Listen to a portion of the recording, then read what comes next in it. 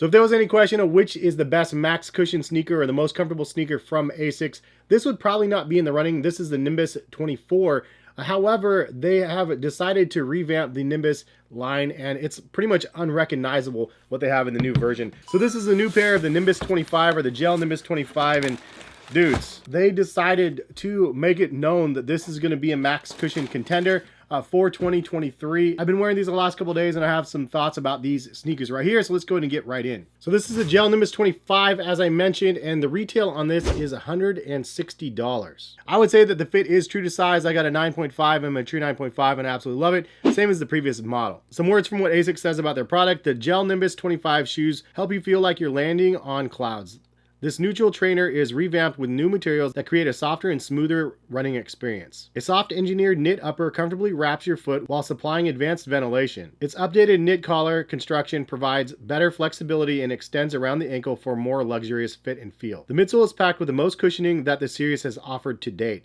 By using FF Blast Plus Eco Cushioning, this trainer creates a lighter and softer cushioning experience with less of an impact on the environment. It has an Ortholite X55 sock liner, improves step-in comfort, and it does have some reflective details. And it also uses AHR outsole rubber. But just because these are bigger than the previous version doesn't mean they're better.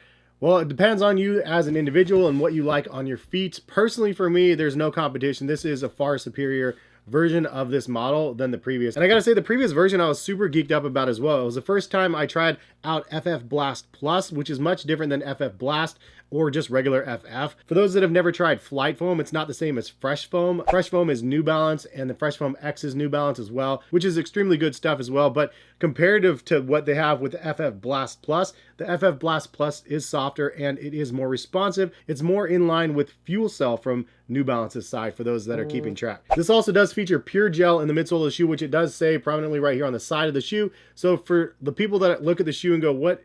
It's a pure gel foam. It's not the foam. The pure gel is in the inside of the shoe. But the integrations of the pure gel in this versus the previous version is actually really good. On the 24s, I felt a little bit of a bump on the forefoot of the shoe where the little gel pouch was. You don't have that problem on this version. The heel-toe transition is really smooth, considering the max stack of FF Blast, which is, again, just outrageously huge. It's soft and squishy from the heel. As you transition to your forefoot of the shoe, it's very soft and squishy as well. And the fact that you notice the squish so much in the heel and the forefoot of the shoe, like, it's pretty awesome to see, honestly. So if you compare the models side by side, there's a couple things that they took from the previous version that were really, really good, and they actually kept them and then improved upon some of the other things. So I love the fact that they did that. Number one is the tongue. I've praised the tongue on the 24s over and over again because it's probably one of my favorite tongues integrated on a pair of sneakers. It's like a tongue, but it's knit, it's stretchy, it's nice. And then also the inner liner of the shoe is really nice as well. I don't know what type of materials they are using here, but it's nice and soft and it feels great. And they kept both of those elements on the new version of the shoe. The one thing that I actually like about the previous version over the new one is actually the breathability of the shoe. I actually feel like the previous version was a little bit more breathable than the new one, which is interesting. The breathability on the upper, even though it looks like it's going to be breathable and nice, it actually didn't feel as breathable as I would have expected. One other improvement though, I do like that they added a heel loop to the shoe. It's just welcome. I'm an old dude and putting on sneakers can sometimes be a challenge, and so I like that they have a little hoop here. I don't know, maybe it's just me. They also added a little bit of a guard around the inner liner of the shoe, and it's pretty soft material, so it doesn't bug my ankles or anything like that, so it's actually not terrible. But the midsole is where this thing shines for sure. It's absolutely incredible. It is a really, really nice, healthy stack of FF Blast Plus, and it's nice and it's well balanced, and you don't feel like you're going to roll an ankle in them, even though the stack is so massive. They did a great job on that. The outsole on both of the models, I would say, is different. I wouldn't say improved. There's a lot of foam floating around on the bottom of the shoe, so I'm not sure if it's going to be a wearability issue or not, or where this wears down really, really thin. If you guys do know over time, come back and leave a comment in the comment section if the outsole had too much wear or not on your pair. But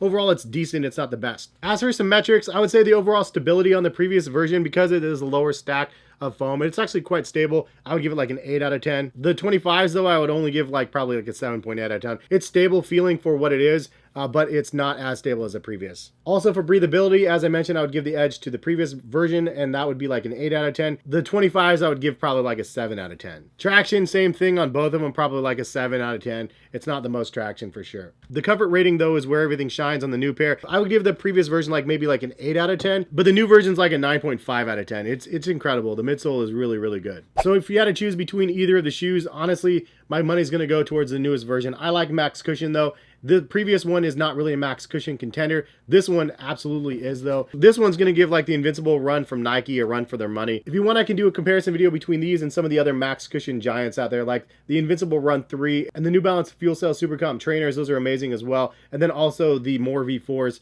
from New Balance as well. If you guys want to see that comparison video, drop a comment and let me know, because I plan on doing something like that. I feel like there is more to cover, and I can't really cover it all in one video. It'd be like an hour-long video, but I want to cover some comparison stuff because all of them are really, really good. Some things I like better on some of the models a little bit more than the others. Ultimately, though, the companies are pushing things forward, and us, the consumers, are the winners out there. This is probably a pretty big change for those people that really like the previous version. If you don't want max cushion and they went in this direction, you're going to be kind of upset because this is too much squish for some people out there. The previous one had enough here, but it wasn't so extreme that you could wear this more casually, I think. And the new version is just max cushion all the time, so it's not probably as friendly for the gym and lifting weights and stuff like that. But the previous one could have probably bridged that gap a little bit. So did Asics maybe make a mistake by creating a max cushion shoe out of a non-max cushion line?